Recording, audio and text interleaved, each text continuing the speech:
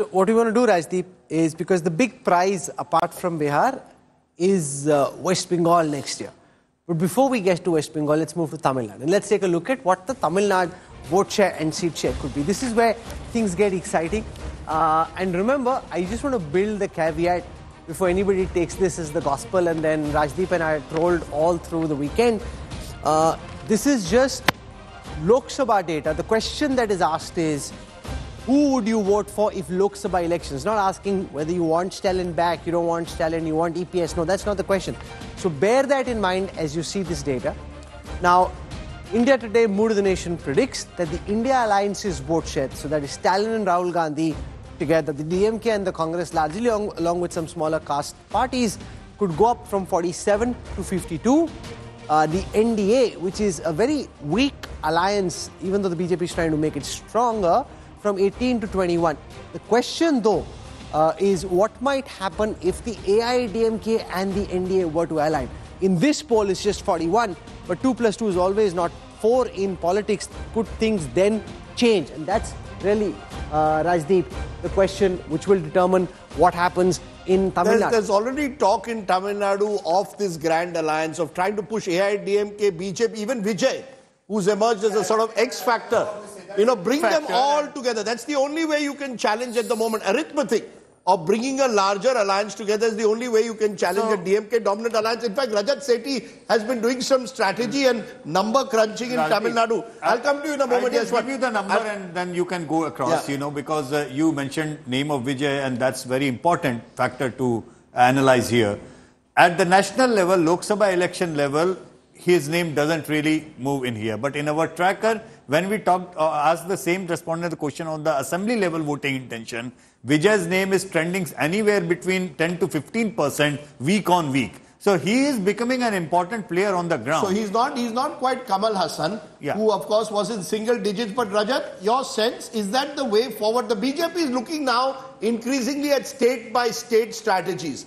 Is the strategy for Tamil Nadu to build this wider alliance potentially? So, I think what under Annamalai's leadership BJP has done is that it has reached that significant milestone of around 20%, but it is finding that it is saturating around that level. Now, in order to break that and reach to a potential 40%, and then start challenging the DMK-led alliance, that is going to be critical. And this is why I believe some kind of a rethinking around what should be the alliance and how should it look like. By the way, let me tell you, there is acute anti-incumbency against the DMK party there. The Chief Minister Stalin's health is not up to the mark, and his son is now taking a greater sort of a role in that in the government there, and that is further building up a lot of charges of corruption in the system and a lot of misgovernance because of flood issues not being managed. All the pent-up issues have been gearing up all this while. But the problem is that if the opposition votes remain divided, and divided to this extent, and some of the small parties like the VCK and all are still clinging on to the DMK and piggybacking on DMK, will ensure that the stacks, the way a vote share is stacked against the DMK never sort of coalesces together to put a challenge against them. So that's actually the flip of Bihar. In Bihar, the arithmetic is working firmly with the BJP. They've got the major allies with them, including Lok Janshakti and Chirag Paswan this time. In Tamil Nadu, as of now, the DMK-led alliance has the sort of wider Let's look at the seat share. So if we convert these votes into Lok Sabha projections, this is what the seat share of Bihar, of Tamil Nadu could potentially look like. You've got the NDA at 0, stays at 0. You've got the India Alliance at 38, 39. The AIADMK staying at 0. But these two zeros coming together could add up to something. If that doesn't happen, the DMK alliance coming back to power is highly probable. Rahul, it's very easy to understand. It's a vertical split of the opposition votes. And, when you were right in the start, you were talking about the BJP's vote share actually going up. And actually, we discussed during the cover when it was being written, Raj was writing his editorial, we had a great discussion on where exactly is BJP vote is. Because conventional wisdom is, okay, BJP vote must be going up in UP and other heartland. But the funny thing is, if you even pick up the numbers from Kerala, you will realize that very silently BJP's vote share is picking up in the greenfield states. You know, in fact, I was startled as the BJP's Lok Sabha voting intention as far as Kerala is concerned, because they are almost touching the left front vote share there. Yeah, I mean, of course, Congress is but sweeping. Yashwant, we should therefore, in the mood of the nation, put a big caveat. Lok Sabha versus Vidhan Sabha. Of course. Because Tamil Nadu in particular, Tamil Nadu is a state where the Dravida parties are far more competitive against each other in a state election. Historically, you've seen elections where, you can vote for a national party at the state level, the same, in a general election, the same voters will go, even the Congress in its form, the same voter would switch back to the AIADMK when it came to a state election. So I think that's the misreading. I think Palaniswamy versus Stalin is the principal battle, with Vijay as the X factor. And I don't think the BJP actually has that kind of vote share, 20% or otherwise in a state election in Tamil Nadu. No way. Election, probably no. Just as a matter of this thing, I had talked to someone close to Stalin and said, why don't you all, is the BJP an option for y'all? Since the Congress is on the decline, why don't you all take it? For them, they think it's dead to join with the BJP. So that DMK will stay as is. They're not going to move out of the India alliance. So you only have the ADMK, where if the BJP continues with what it does in the north and others, it continues to alienate the southern voter in Tamil Nadu. Their culture is very strong. The Dravida movement continues. You could say it's all over. Whatever Annamalai did as president, they moved to that, he thought the threshold of 20% and therefore a turnaround would happen. The ADMK has to fragment so much, and all those votes have to go to the BJP for it to become a real No, so let me put force. that question to Yamini Iyer. Two theories in the studio.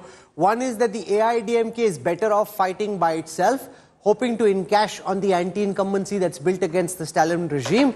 The other is that the AIADMK in its current avatar by itself is not potent enough, and the only way that they have a chance in an election against a government in power is that if Vijay, AIADMK and BJP come together.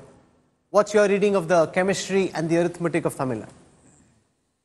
I think the heart of the issue is what Raj just mentioned. The BJP has a long way to go if it has to make inroads in Tamil Nadu. And it has reached its threshold. It's unlikely, at least in the near term of the assembly elections, and I would argue all the way into the trajectory of the general elections in 2029, that it will be able to make those inroads. There are just too many core factors. Tamil Nadu is still fundamentally about two-party competition between the Dravidian parties. And at this point, the AIADMK's complete kind of breakdown at the grassroots level is ensuring that the DMK remains dominant regardless of the anti-incumbency factor that is going to play into how voters view the DMK. BJP is not an issue.